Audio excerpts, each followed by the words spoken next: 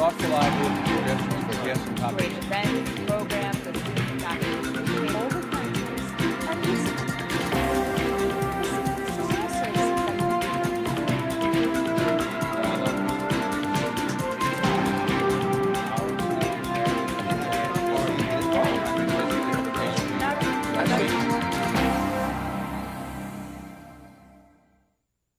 Welcome to this week's segment of Dialogue Houston. I'm your host, Lawrence Payne. To our regular viewing audience, welcome.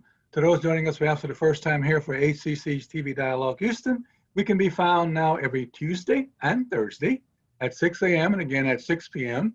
and also on Saturday afternoons at 3 p.m. As always, in the top of the hour, let me thank you for your thoughtful calls, emails, and text messages concerning previous shows and guests we've had here on HCC TV, but particularly your suggestions and ideas and thoughts for great guests and subjects to be covered on upcoming segments of Dialogue Houston. For after all, this is your community affairs, public affairs show here on HCC TV, now proudly in its 29th season. I have a very special guest lined up for you on Dialogue Houston. It is, quite frankly, a new friend who I have just met and come to really enjoy and to listen to and talk with. And I'll tell you exactly how it happened, because I think that's how life works. I was on the island of Galveston last Saturday for the dedication of the mural. And I got there real early Saturday morning because with my health issues, I knew I wasn't going to be able to stay long nor in the heat. So I got there real early, got my picture taken, went and eat breakfast at my favorite place, the Original Mexican Cafe, got back on the road. On the way out, wanted to pick up a soda or something to drink.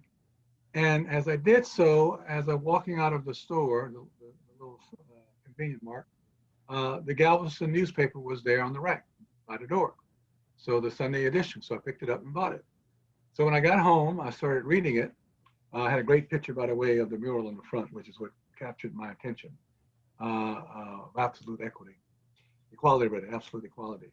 And when I read the paper and got to the commentary section of the paper, there was this wonderful article by Reverend Jonathan Totty, who is the rector of Grace Episcopal Church, Galveston, Texas. I read it twice. I waited until Monday or Tuesday and called him and asked him to be on the show because he was well done, well thoughtful, and well timed in the reality of the George Floyd and the Juneteenth things that we were celebrating. So I'm happy to say that he is joining us today, and so proud to have him with us. None other than Father Jonathan Totty, the rector of Grace Episcopal Church, Galveston. Welcome. Thank you. Well, let's see. There's all kinds of ways we could go with this and dive in. But let me just ask this, because in your commentary, you really were thoughtful on kind of where we are in not only the celebration of Juneteenth and the reality of George Floyd, but what do we need to do now that the cameras have left Galveston? The crowds have gone away. We've celebrated the holiday. What's next? How do we get some momentum going and keep it going around these issues? Yeah, that's a great question. And I think it really goes to the heart of how the mural captured me. And that was that the mural starts by telling historical stories and then points us towards the future. So that's really what the Juneteenth Legacy Project is all about. And so it confronts us with these questions of history that I think we often overlook, and that is that history is not just something that happened sometime in the past that we either think we do have access to or that we don't, but rather history really is often a question about what has come forward to us, and then what do we want to bring forward, or how are we going to keep telling this story to those who come after us. And I think the mural does a really great job with this, because what we're being asked to do then with that question of history and what comes next is always to engage the thought categories or those foundational building blocks of other people's thought who have come before us. And then we have to sort that out for our own time and think about how we might frame it for those who come after us. So the mural, for example, depicts several main images. I think at the very beginning, it has a statue, and it's one of these statues that are found in South and Central America that now historians think have to do with African explorers being the first people to come from the East to what we might call the New World or the Americas, long before Columbus. So it starts with that, and then it ends, of course, with an astronaut looking towards future and further exploration. What are we going to take with us?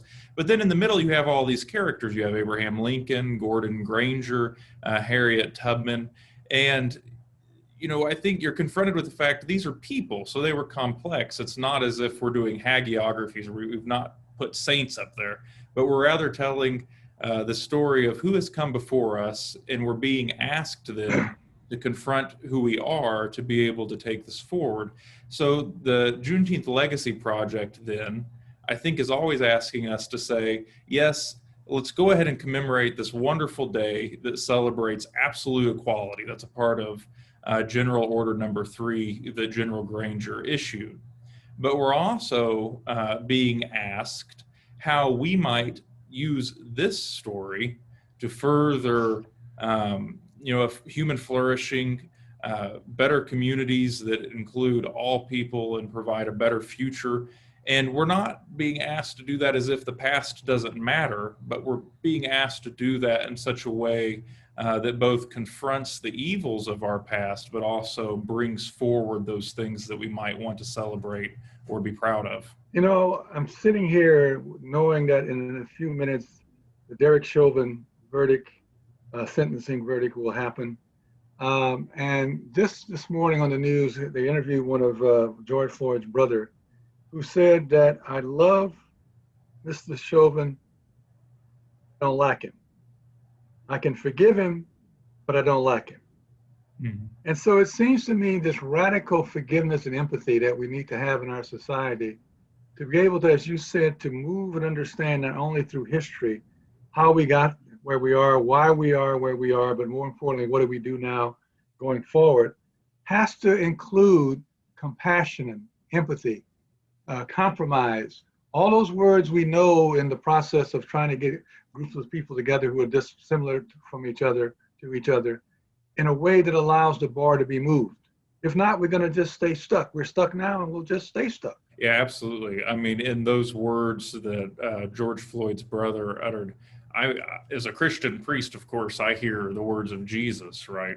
Right. That I hear there's a call to repentance. He's admitting, this is awful what happened to George Floyd. This is wrong. It's a sign that things are not well. How do we move beyond that? Well, do we perpetuate violence and hate, or do we move forward with love and compassion? Are we able to hope for the sort of community that allows for people to change and transform and to grow? And that's what I hear in those words. Well, I don't like him, which is fully understandable, but I love him. I'm still willing to look at, it sounds like George Floyd's brother is saying he can still look at Chauvin and say, well, you're still a human being. Right. You still require something of me, even though you have done this evil thing, to him, to his family, etc. I think the next steps have to be the thing that we really don't like to talk about sometimes as persons of color, African Americans. Black folk, we have marched, demonstrated, organized, protested, voted, studied, taught, begged, cried out for years and decades and centuries for justice. But as Dr. Martin Luther King always reminded us, that most white Americans are neither unrepentant racists nor forthright racial justice advocates. The majority of white America, he says, are uneasy with injustice, but unwilling to pay the price to eradicate it. And so the question I have for you is to me, that ends up being a question of Christian courage. And courage is the precondition of all virtues and values. But if we don't have the courage to act, to surmount our fears and go and push beyond that, we're not going to get anywhere, black or white or brown or yellow for that matter. So courage seems to be the piece that's missing. That goes straight to the heart of Christianity in a sense that the sort of radical love that Christians are asked, at least in my reading of the scriptures, to share with the world is one that will get you killed. And that's, right. I see this in right. the Gospels, right? I think this is Jesus, right? Jesus comes and he preaches love, he preaches justice, he preaches peace. He preaches about the kingdom of God. He says, he says some hard words. You're going to have to repent. You're going to have to change. You're going to have to let your life be transformed, sort of thing. And that's the very message that gets him killed. I think too often now we have become so comfortable. We're very used to institutional Christianity. And so, there's a certain kind of, as you were talking about, putting this on white folks who are neither racist nor really supporting the work of racial reconciliation or moving forward. Well, what's going on there? I think it's a level of being comfortable, lacking courage, and worried that there will be in some way, some negative recourse that comes about for speaking out on behalf of others. But and this is sort of what I was getting at in the article that I wrote for the Galveston paper. All that is sort of just to state the way perhaps things are, but as Christians, we're called to have that courage. There's no other way to be a Christian than to put your life on the line for somebody else. Right. And the somebody else that you have to put your life on the line for is always those people who, for whatever reason, are getting the short end of the stick. And so that is what I think Christianity calls us to do. I don't know, quote Jesus, you have to hate your life in this world to find it. Yeah. Sort of thing. Yeah. It can't be all about me. It can't be all about you. It has to really be about how do we grow together? How do we flourish as a community? And that's really when we become fully human, at least in a Christian theological anthropology. When did we shift from being concerned what God thought about us and more concerned about what our fellow human being thought about us, and started living our lives more for the human beings around me than I did for God and serving his people? Because it seems to me the more I've talked through this George Floyd last year and a half, the more I've talked to people about Derek Chauvin, the more I learned from chairing the mayor's task force on police reform here in Houston. All those things, people keep telling me, well, yeah, I kind of understand the issues. I kind of know what needs to happen. I understand that this may be the right thing to do, but they cannot, it's like you get them to the lip of the cup, but they can't drink. I can't take the next step. I have conviction, but I lack the courage to act on those convictions because I'm still worried about disapproval of what someone, that clique, my circle, my gang, my whatever, is going to say about me and disapprove, and the consequences that go with my action. Rather than seeing it the way I was brought up, that the consequences are from my non-action. Mm-hmm. My consequences is from my not action that I have to worry about, not from taking action on an injustice or a right that I see that needs to be defended. I think there's a really long answer that traces that through history, and I would just say it's been a long time coming. But I think what gets to the heart of the issue is it really has to do with how do we understand our fellow human beings and how do we really understand the world. And we can go two ways with this. We can think of ourselves as sort of autonomous.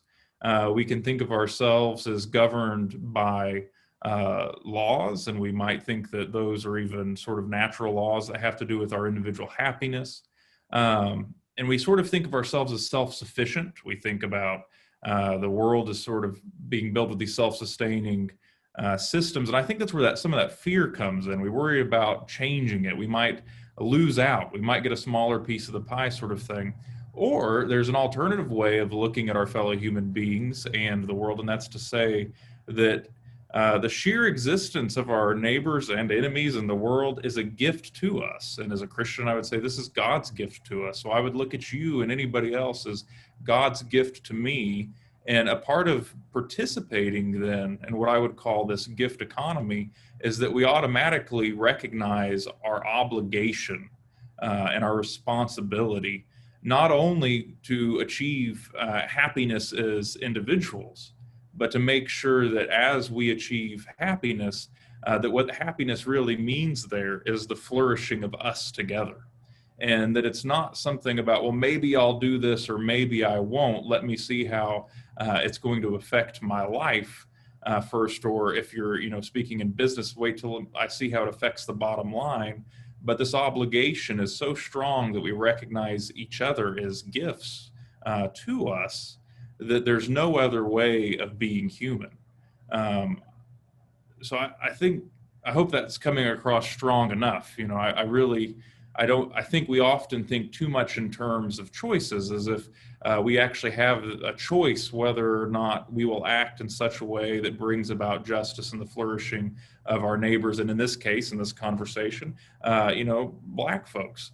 Do I think that I have a choice of whether I'm going to support equality and justice for Black folks? I think that's problematic. There's no choice, or there's no decision really to be made. I'm obligated to do that as a human being, or at least as a Christian human being. What happened to the sense of obligation and responsibility?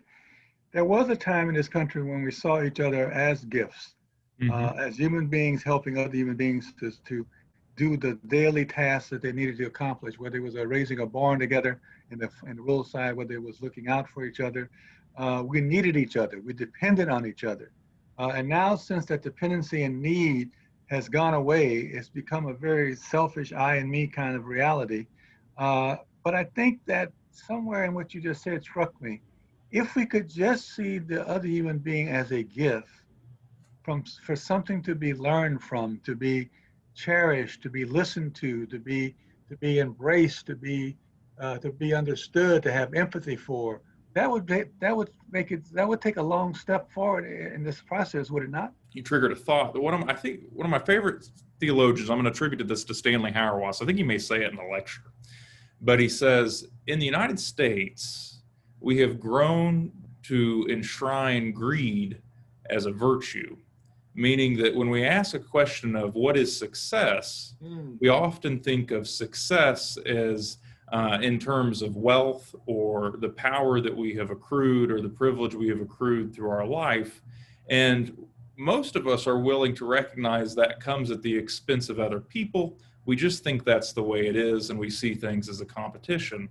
But in fact, greed is not a virtue. No. I think that's a really sad way of thinking about what success is, where we might think of what does it mean to live the good life? That would be another way of putting success, as already including how we understand ourselves with other people. And that would be a radically different way, I think, of conceiving what it means to live well in the United States. And it would force us to recognize the obligation that we have to our communities and to our fellow neighbors, the people that we live around, or the people, I guess a better way of putting that might be the people that we don't want to live around. Right. Because that's so often how it is. Does social justice stand a chance?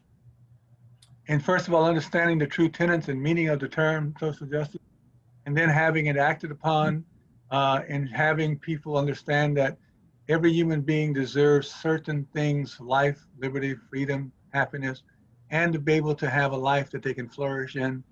That's a bare minimum requirement, it seems to me, in a democracy. We have never reached that. We've never gotten to that. And greed is what drives a lot of it. And so where do we stand with people that we can see around us every day in poverty and need help, but yet our response is to not only drive right by, but to say that's somebody else's responsibility? My biggest fear with does social justice stand a chance today is that more and more we begin to define social justice as what people think, and rather than are we really willing to do the hard work? Are we willing to build relationships? But I do remain hopeful. That's a part of why I happen to be a priest at this church. I do remain hopeful that whenever you get people in community with each other, when you ask people to sit around and eat together, when you ask people to sing and worship together, that something does happen where folks begin to realize how powerful it is to live in community and love with one another.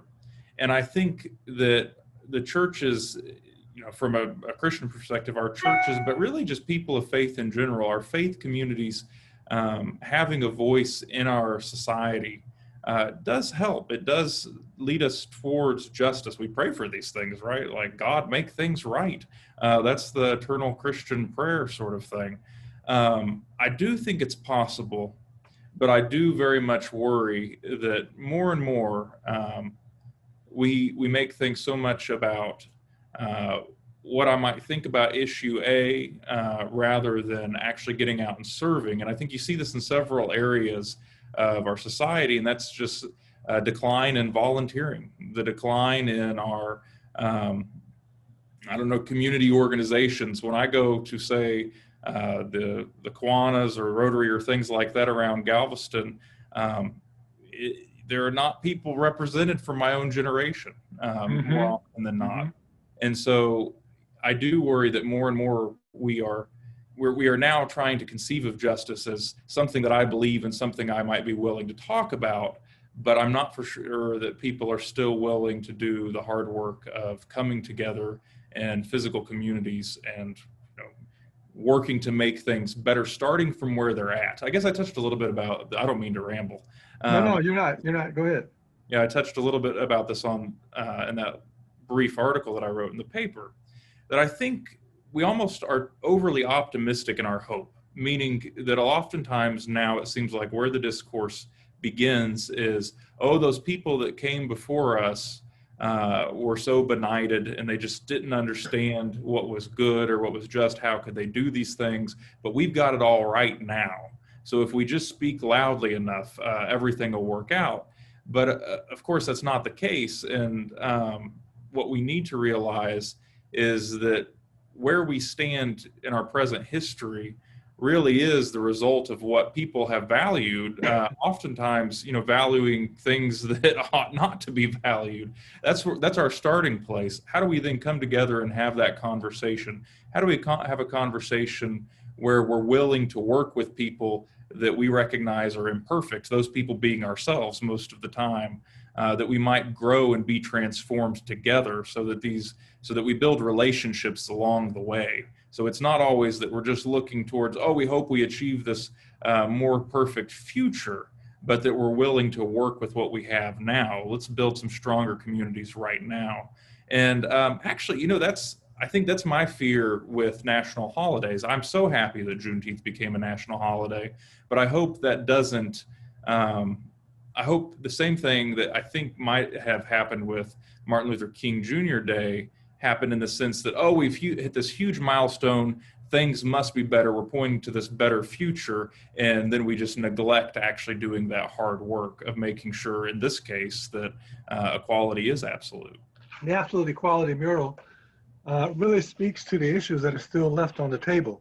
You could go down a whole litany: healthcare, affordable housing, racism, inequality, criminal justice system that needs still to be reformed, Voting Rights Act. I mean, it just continues.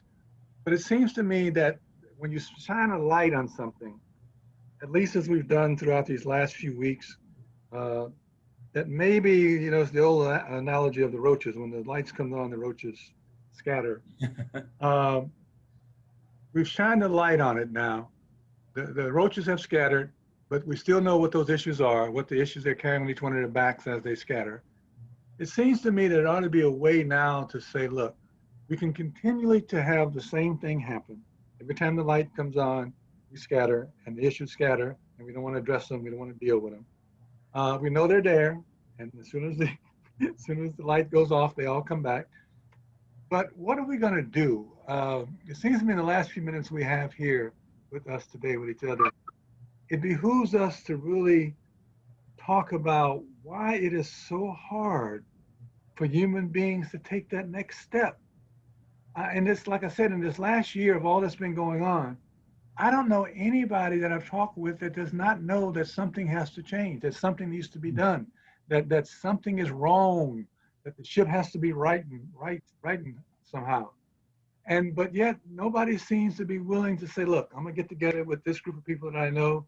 We have trust and respect because we've known each other and worked together for 20, 30 years. We're gonna make just this X happen, just this one little thing, piece of the puzzle. We're gonna make X happen. We don't even have that. Yeah, no, you're right. I think that was such a great analogy in the sense that we are shining a light on things, but then the issues continue to remain. I would pull from, I guess, a couple of cornerstones of Catholic social teaching subsidiarity and solidarity. And subsidiarity means that we start local and we start now. And that's actually the component that I think we've lost. That more and more now people feel powerless to really affect change because we have been tricked or deceived into thinking that change comes from the top down or that change has to be legislated, when I think we would actually find that we can do a lot of good if we're willing to partner with organizations, secular or faith-based within our own communities and address the local problems. I can think of a couple of examples that come to mind, both for the Episcopal Diocese of Texas in this area in the state of Texas, and then also just in Galveston is one. The Diocese of Texas has this organization called the Episcopal Health Foundation. And they've made the connection that to be healthy, you actually have to have access to education. You have to have equity, basically. That actually inequity leads to people being unhealthy over time. So they're willing to address these issues like racism, and they're doing that at a local level, trying to train and raise up leaders for communities, both that are churches, but also just local communities, and then providing leadership models that make those local places both healthier in the sense that people are better educated, have better access to information, have better access to being able to voice the issues that they're facing and feeling like they're empowered to do something about them. And then all this actually plays into physical health. But then just here in Galveston, I see some things like this happening. It's churches being willing to partner with, say, Doctors on the Island and do a clinic for the fishermen. Here we have a large Vietnamese fishing fleet, many of whom don't speak English. So you can see how a whole community of people is allowed to exist within our community, but probably does not have very many avenues to participate, to voice their concerns, etc. So how do we then just come together? It doesn't actually take that much work to set up like a clinic for them, but also to get translators and listen to what's going on, make people feel like they're included and a part of what's going forward and what's valued in our community. That's a lot of. We're gonna have to pick this up again because you're absolutely right. But no, that was a good segue toward the end. Let me just take the 30 seconds or so and do this as a closing comment, because I've really been struck by this and I'm going to work on this some more. It seems to me that America doesn't have to worry about threats from outside. Our threats are from inside. We cannot be as a country achieve our potential when so many Americans are falling short and held back and failing behind how to reach their God-given potential. Failure to turn our economy strength into social progress, failure to sit by and watch every day the fraying and erosion of America's social fabric, and the whole idea of civility in this country, of helping and understanding each other with empathy and love, has to change or we're going to be doomed. I don't think we really have to worry about outside threats. We are going to implode from inside. The change in demographics, the questions of the challenge of the economy, the lack of education when 15-year-olds are reading at 10-year-old grade level, all those things continue to plague us and continues to make America not the idea of democracy, but to make it something that we have to strive to have happen. Democracy is fragile. And the insurrection on January 6th showed us how fragile our democracy is. So we're going to have to step up to the plate. We're going to have to do something great. We have to invest in our children's education. We're going to have to do a whole lot of things differently than we've been doing if we expect to achieve the American dream of democracy and freedom and justice for all that we keep saying we are and who we are and what we want to be and become, but we're not there. We've got a long, long ways to go. I'm going to have to get out of here now, but I want to thank Father Jonathan for being with us, the rector of Grace Episcopal Church in Galveston. Go check him out on Sunday mornings, and we'll go from there. As always, let me close with this. Please stay safe, be well, and until we come together soon again, as always, peace, power, and love.